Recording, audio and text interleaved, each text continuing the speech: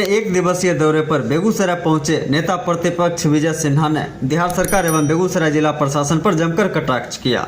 उन्होंने कहा कि बेगूसराय आज जंगल राज और गुंडा राज के आगोश में चला गया है, जबकि बिहार की यह एक महत्वपूर्ण औद्योगिक नगरी है। बड़ी घटनाओं के बाद भी सरकार यहां पर भ्रष्ट पदाधिकारी पर एक्शन नहीं ले रही और भ्रष्ट पदाधिकारी माफिया से गठजोड़ कर अवैध कमाई में लगे हुए हैं।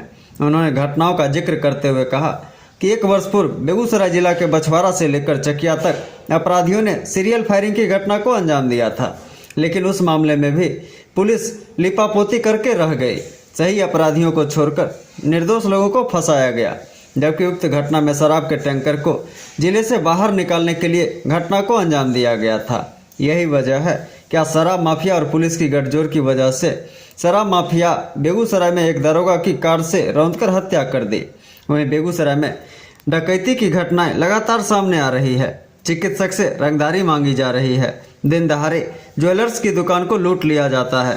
हद तो यह है अब आम लोग अपराधियों से अधिक पुलिस से खौफ खा रही है और डर की वजह से थाना तक जाने से भी कतरा रहे। आलम यह है कि 1 साल के अंदर बेगूसराय में 1 दर्जन से अधिक बलात्कार की घटनाएं हुई, जिनमें 2 गैंगरेप भी शामिल हैं, लेकिन पुलिस इन सारे मामलों में निष्क्रिय साबित हुई। सवाल उठाते हुए नेता प्रतिपक्ष विजय सिन्हा ने कहा, आखिर ऐसी क्या वजह है कि इतनी वारदातों के बावजूद भ्रष्ट पुलिस पदाधिकारी पर कार्रवाई तो दूर, उनका तबादला भी नहीं किया जा रहा। उन्होंने आश्वासन देते हुए लोगों से अपील भी की, ऐसे जो भी पुलिस पदाधिकारी हैं जो भ्रष्ट हैं, लोग उन पर न्यायालय में जाकर FIR करें और जब बिहार में सत्ता परिवर्तन होगा तो ऐसे लोगों पर भाजपा जरूर कार्रवाई करेगी। साथ ही उन्होंने गोपालगंज, सहरसा एवं बिहार के अन्य जगहों पर हुए आपराधिक मामलों का भी जिक्र किया और कहा कि कमोबेश यह आलम पूरे बिहार की है। इससे ऐसा प्रतीत हो रहा है कि बिहार में शराब माफिया और पुलिस प्रशासन की गठजोड़ चल रही है। बिहार में जंगल राज 2 की वापसी हो चुकी है, लेकिन भाजपा इन मामलों पर शांत नहीं बैठेगी।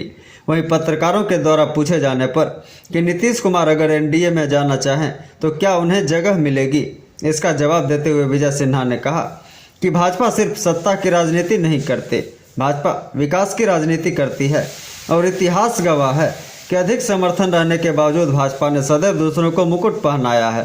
प्रधानमंत्री नरेंद्र मोदी का सीधा सीधा कहना है कि गरीबी, किसान, महिलाओं के उत्थान को लेकर जो काम करेगा भाजपा उसका समर्थन करेगी। नीतीश कुमार को सुशासन के लिए NDA में लाया गया था, लेकिन आज वह कुशासन की गोद में बैठकर दुशासन बन गए हैं। इस बात का फैसला अब जनता करेगी।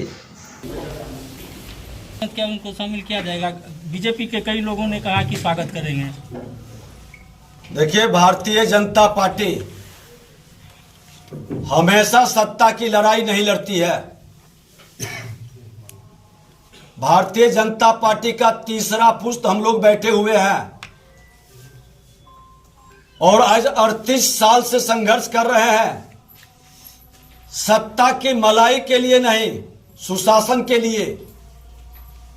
और हमेशा जनादेश हमको मिला, लेकिन हमने दूसरे को मुकुट पहनाने का काम किया। लेकिन जनादेश के अपमान करने वाले लोग आज सुशासन के बदले दुशासन के गोद में कुशासन को स्थापित करने के लिए चले गए। उनको पश्चाताप हो रहा है या कहीं न कहीं मानसिक तौर पर बीमार हैं, और ऐसे लोगों को जनता का जनादेश प्राप्त करना चाहिए और जनता के जनादेश का निर्णय स्वीकारना चाहिए कि जनादेश भारतीय जनता पार्टी के नेतृत्व में सरकार चाहती है या ये महागठबंधन के नेतृत्व में सरकार चाहती है। क्या नीतीश जी का कहने का मतलब है नीतीश जी का रास्ता सभी जगह बंद है बीजेपी में? अगर NDA भारतीय जनता पार्टी सुशासन के लिए लाया था, कुशासन की गोद में बैठकर और बोली और गोली की राजनीति करने वाले के लिए कोई जगह नहीं बचेगा। अब भाजपा के अंदर कोई भी राजनीति करेगा तो सेवक बन के सेवा के भाव से राजनीति करेगा। जनता को वर्गलाकर, जनता को भरमाकर, जनता को लड़ाकर राजनीति नहीं चलेगी। सेवा के भाव से प्रधानमंत्री जी ने साफ शब्दों में कह दिए हैं कि आज युवा, किसान, महिला और गरीब, यही 4 जात की राजनीति जो सेवा के भाव से करेगा, जनता आगे उसी को अवसर देगी। नीतीश का स्वागत करेंगे अगर एनडीए में होना चाहेंगे तो। ये स्वागत मान और सम्मान बीजेपी किसी को नहीं करता है।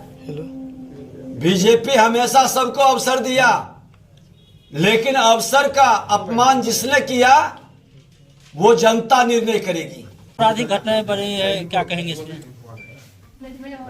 देखिए, आपराधिक घटना पूरे बिहार में चरम पर है और बेगूसराय अव्वल है।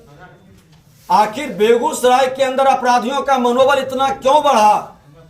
कौन इसके लिए जिम्मेवार है? इसकी समीक्षा सरकार को करनी चाहिए। बछवाड़ा से चकिया तक 4 थाने तक गोलियों की बौछार होते रही शराब माफियाओं के द्वारा। उस मामले में खाना पूर्ति का खेल बहुत बड़ा हुआ।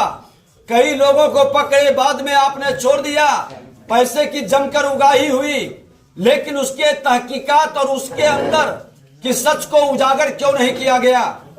आज इसके कारण शराब माफियाओं का इतना मनोबल बढ़ा कि दारोगा की हत्या कर देता है।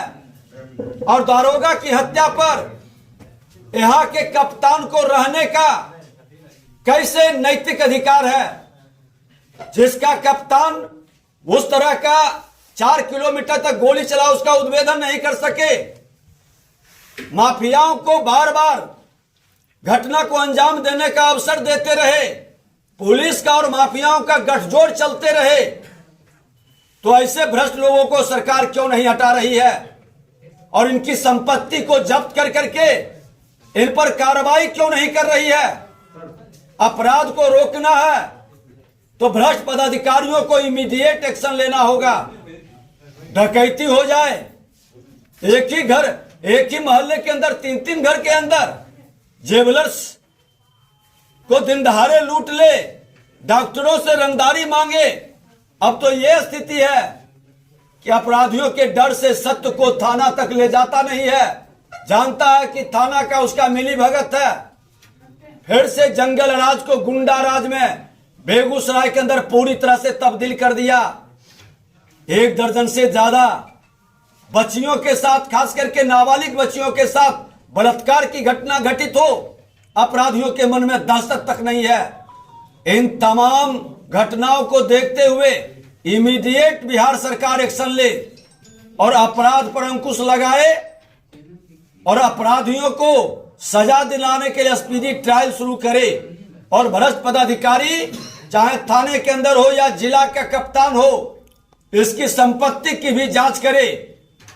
और जो भी निर्दोष लोग हैं जिसको न्याय नहीं देता है, भयभीत करने का प्रयास करता है, अब खुल करके इन भ्रष्ट पदाधिकारियों के विरुद्ध माननीय न्यायालय में जाकर के अपना पिटीशन डाले, ताकि इसके कैरेक्टर में दाग लगे।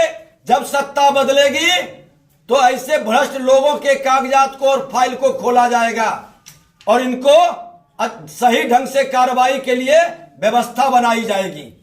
सर, रत्न मंदिर में जब से लूट हुआ उसके बाद तमाम व्यवसायी संघ डरे सामने हुए, उनको लेकर क्या कहना? स्वाभाविक है कि भ्रष्ट पदाधिकारी को रहते न्याय नहीं मिल सकता। एक घटना, आध घटना हो सकती है अकस्मात, लेकिन लगातार घटना पर घटना घटित हो रहा है। अपराधियों का मनोबल बढ़ रहा है और इस तरह की घटना के विरोध में अगर जो ये लोग भ्रष्ट लोगों को नहीं हटाए और एक्शन नहीं लिया तो भारतीय जनता पार्टी खुल करके आंदोलन करेगी और ऐसे भ्रष्ट लोगों को हटाने के लिए माननीय न्यायालय में भी पिटीशन डालेगी। बेगूसराय अपराध में सबसे अव्वल जिला बन रहा है और हद तो तब हो जा रही है कि एक आपराधिक घटना से दूसरे अपराध का कड़ी जुड़ता है और मनोबल बढ़ता है। आज बेगूसराय के अंदर जिस तरह से बछवाड़ा से लेके चकिया तक 4 थाना पार करते हुए गोली बरसाते हुए लोग निकला था और शराब माफिया अपना शराब के टैंकर को पार कराता है लाइन देते हुए, और उस पर ईमानदारी से कार्रवाई नहीं होना जिसका परिणाम है कि आज दारोगा को भी मार देता है। और ये सारे माफियाओं का लिंक भ्रष्ट पुलिस प्रशासन से जुड़ा हुआ है। उसके संरक्षण में, उसके देख रेख में इस तरह की घटना को रफा दफा किया जा रहा है। उस समय कप्तान यही थे और आज भी कप्तान यही है। इसकी उच्च स्तरीय जांच कराए और ऐसे भ्रष्ट प्रशासन जिनसे नहीं संभलता जिला, उनको हटाना चाहिए। एक प्रभारी मंत्री थे, एक एसपी यहां थे, आदित्य कुमार, और उस समय हमने कहा था कि ऐसे भ्रष्ट लोगों को आप बेगूसराय जैसे जिले में जो संवेदनशील है, औद्योगिक, बिहार की औद्योगिक राजधानी के रूप में जाना जाता है, और यहां अच्छे प्रशासक, ईमानदार प्रशासक की जरूरत है। लेकिन ये सरकार आखिर क्यों बेगूसराय को डिस्टर्ब करने के लिए ऐसे लोगों की जमात को बैठा रही है? आज वास्तु विहार के अंदर 3 घरों में डकैती, रतन मंदिर ज्वेलर्स में दिन दहाड़े डकैती होता है, आधा घंटा, 2-2 थाना अगल बगल। ये प्रशासन की अकर्मण्यता साफ झलका रही है। रंगदारी की मांग डॉक्टर से हो, कुछ बात तो बाहर आती है, कुछ बात अंदर ही रह जाती है। तो कहीं न कहीं जंगल राज का जो पुरोधा था, अपराधियों का गैंग, उसके अनुकूल वातावरण लग रहा है और ये खुल करके गुंडा राज में तब्दील कर रहा है। आज लगभग 1 दर्जन रेप की घटनाएं बेगूसराय जिले के अंदर घटित हुआ है।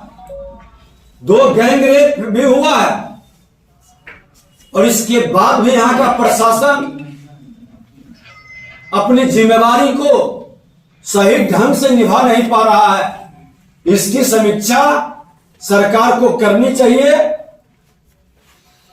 क्योंकि बालू के मामले में पहले से ही यह बदनाम था।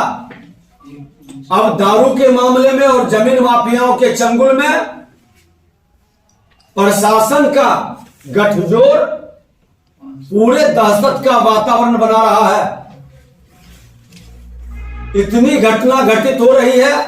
कल तो हम मधेपुरा में गए थे 3 लोगों के नरसंहार में। सहरसा के अंदर एक महिला एसआई, उस पर पेट्रोल छिड़क करके जलाने की व्यवस्था, और जो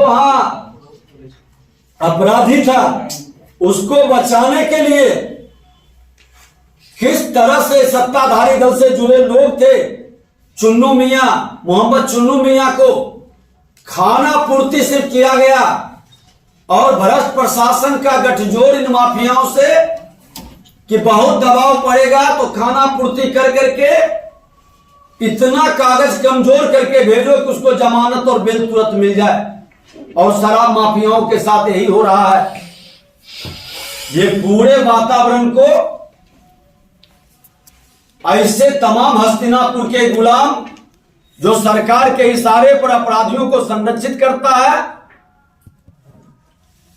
जनता के प्रति उनकी जिम्मेवारी कहीं से नहीं झलक रही है, और ये भूल गए हैं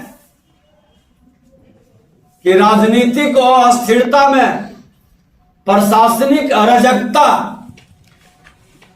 का लाभ उठा करके अपराधी और भ्रष्टाचारियों के गठजोड़ से अकूत संपत्ति कमाने का खेल। इन लोगों की संपत्ति की जांच भी होनी चाहिए, और जिसके क्षेत्र में जितना घटना घटित हो रहा है वो इससे लोग पर कार्रवाई की भी व्यवस्था बननी चाहिए।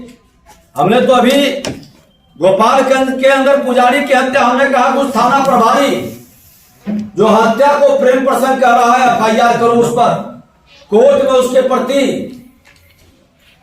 कार्रवाई के लिए दाखिल करो। अब जनता ये सरकार से विश्वास उठ चुकी है और बेगूसराय के लोगों से आपके माध्यम से हम कहना चाहेंगे कि अगर जो न्याय को दबाता है, न्याय प्रशासन, पुलिस प्रशासन नहीं देता है, थाना प्रभारी हो या एसपी हो, उसके प्रति सीधे कोर्ट में कार्रवाई के लिए पिटीशन डाले और उसकी कॉपी हमें भी उपलब्ध कराए। वैसे लोगों को भारतीय जनता पार्टी लीगल मदद और सलाह भी देगा, मदद भी करेगा। और वैसे भ्रष्ट पदाधिकारी पर जब 4-5 केस हो जाएगा तो सरकार बदलने के बाद ऐसे भ्रष्ट लोगों के फाइल को हम लोग खुलवाएंगे। भारतीय जनता पार्टी पूरी ईमानदारी से इन भ्रष्ट लोगों की समीक्षा भी करेगी।